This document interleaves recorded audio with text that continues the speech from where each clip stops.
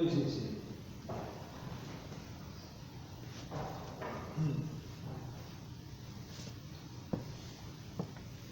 As I begin, let me draw your attention to the cover of your order of service, which no preacher is supposed to do, but I'm breaking the rule. This is a not particularly brilliant picture of the St. Paul window that I snapped earlier this week when we had not seen the sun for days. So I hope you will take a minute to visit him in better light today back there in the southwest corner of the sanctuary. You will also be able to see the whole display because, as you can see as you look at the windows nearby, each of these windows is a triptych, that is a 3-panel work. As Charles Connick intended, you will see flanking the central image an angelic figure holding a symbolic device related to the main figure. And in the case of St. Paul back there, a broken sword. Now we know the central figure is the Apostle Paul, or St. Paul, as some traditions name him. We know this for two reasons. Firstly, he is holding a book and a sword, the two attributes always associated with him in Christian iconography. The book symbolizes the Scriptures, particularly the New Testament. That includes the very important letters or epistles of Paul that form the basis of much Christian theology. The sword symbolizes his martyrdom, as tradition asserts that he was beheaded by the Romans in the year 67.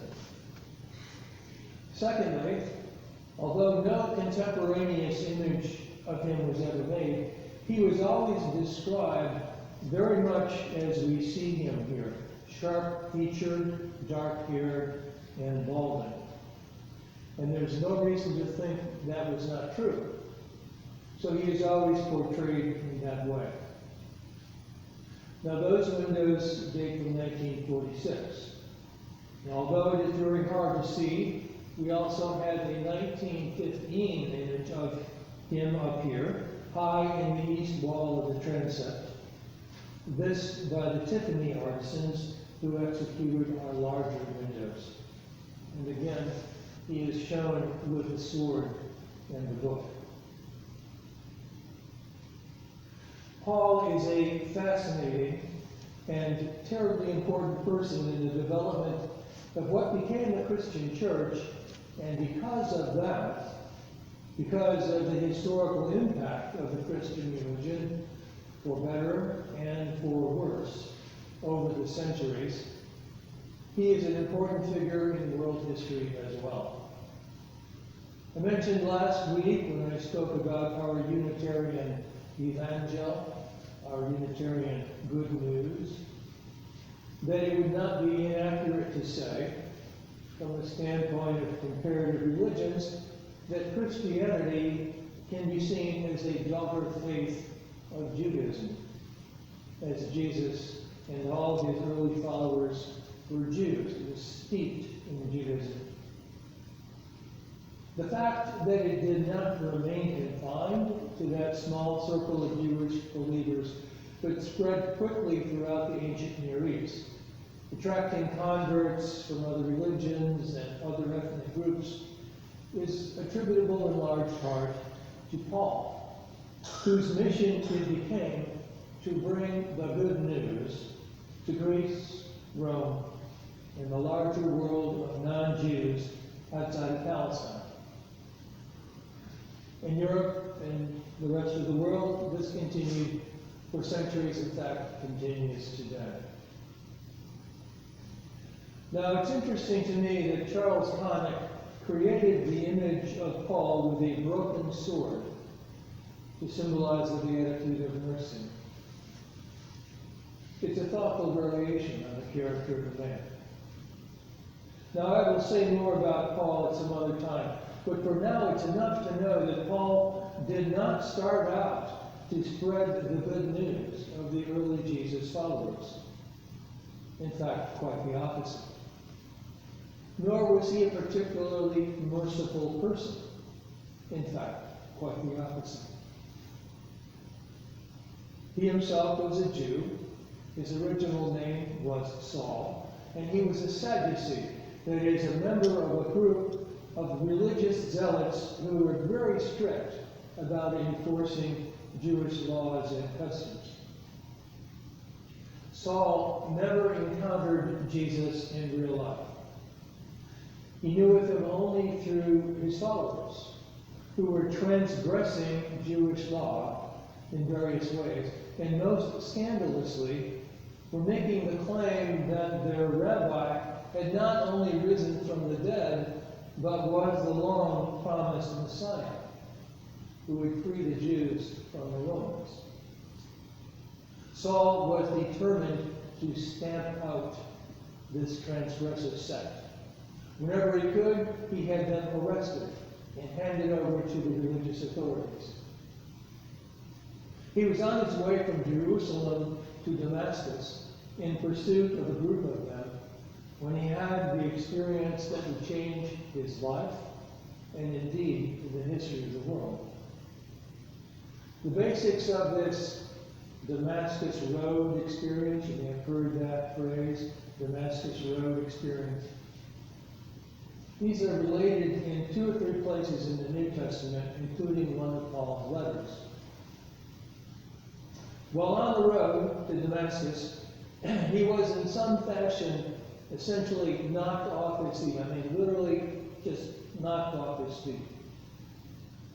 He heard a voice that he became convinced was the risen Christ, asking him, "Saul, Saul, why do you persecute me?" He tried to rise to his feet, only to find that he had been stricken blind. He was aided by others, but remained blind for 3 days. When he recovered his sight, he found that he was now also completely convinced of the reality of the risen Christ and the good news his followers had been trying to share. Well, he himself had been doing his utmost to stamp them out. He thereafter became known as Paul, and became converted from the chief persecutor of the Jesus followers to their most tireless and effective evangelist. Now, we will never know the exact nature of Paul's conversion experience, and while unprovable by any source outside of the Bible, it is nonetheless an extraordinary event, and I will say it's an event. I think the effects speak for themselves. Just as whatever it was that convinced the early Jesus followers that their beloved rabbi had returned from the dead, whatever happened to Paul changed him from an obscure religious zealot to a world-shaping evangelist. I think it's possible to argue that had Paul not been converted to his mission, that small sect of Jewish Jesus followers would have either died out or simply remained a small, obscure sect. The Christian church as a history-shaping force would never have existed, and our world would be very different. So Paul began his life of service with very little of the quality of mercy that we are thinking about this morning. He was a zealot, a strict enforcer of the rules, and an advocate for punishment under the law. You should obey the law, and if you break the law, you should be punished. You do the crime, you do the crime. That kind of appeals to us, doesn't it? And really, it should. How could we have any kind of an organized society in which there were no rules or laws, or in which those who broke the rules were never held to account? Sadly, we see in the news every day now sociopathic figures who, for whatever combination of pathology, narcissism, greed, and cruelty, act in this way. They seem to believe that the law does not apply to them, so they will just try to get away with whatever they feel like doing. Lie, cheat, steal, harm, and abuse others. And if they do get caught breaking the law, will claim that they are being treated unfairly. Because what about all the others? Now we know that a meaningful civilization must have justice. Rules and laws that are equitably applied with fair and equitable consequences for breaking those laws. If not, we have gangsterism. Whoever has the power does whatever they want. But is that all there is to a decent, civilized society? Simply rules, laws, and punishments? I think not. Because justice must always be tempered with mercy. Mercy is another one of those old familiar words we use a lot, especially in a religious context, that we might not think much about. It's just there. Mercy means essentially to have and to act with a sense of compassion and forbearance, especially toward a situation or a person who is in our power. Have mercy has been said in 1,000 plays when the bad guy has the heroine in his clutches. Don't do what you have the power to do. You may have heard in the world of high school sports of something called a mercy rule that provides for a game to be brought to an end rather than played to its full time if one team has been hopelessly overpowered and outscored by the other. Even though by the strict rules, the game should be 60 minutes, let's say, when it becomes obvious that further play will do nothing to change the outcome and will only demoralize and humiliate one of the teams, then decency requires a previously agreed upon mechanism to avoid the meaningless punishment. Don't quit. It's arranged. It's a mercy rule.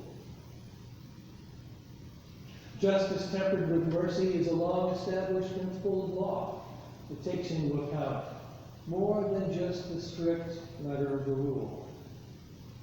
We do not treat the young, who don't yet have the sophisticated moral and intellectual capacity of adults, in the same way as we treat adults, nor people of diminished mental ability.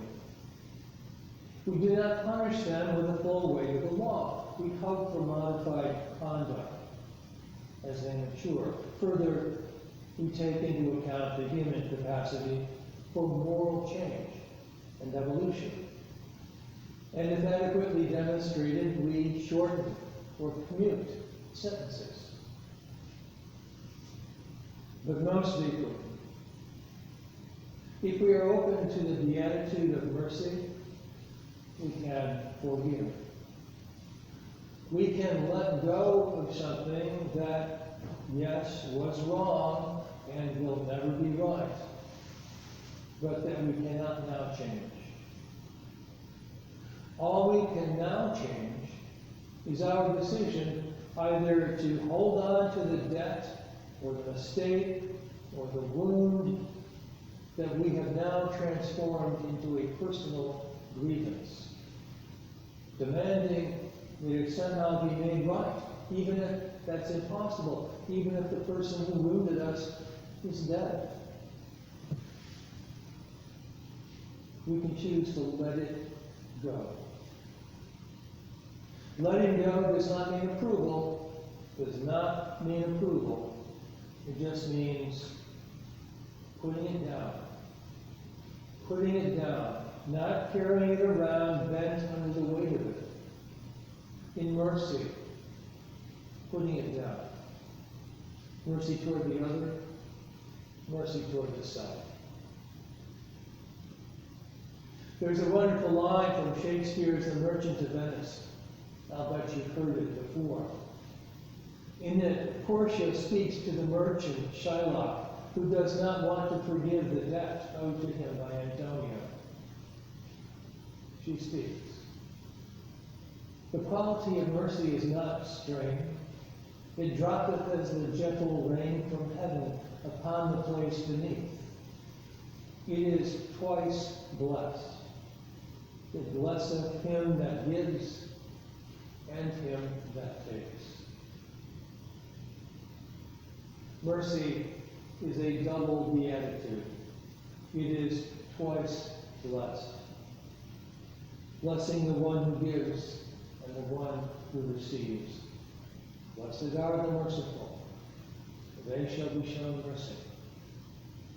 Personally, I think that's what Jesus was saying here on that hillside in Palestine those centuries ago. I love that Charles Connick chose Paul, who commenced with rigorous and rigid justice, but who broke his sword and ended proclaiming the good news of a gift of forgiveness for all, should they choose to accept it. Now, there are some important differences here that should not be glossed over. But that symbol of the broken sword in our window back there is a very universalist affirmation. Blessed are the merciful, for they shall be shown mercy.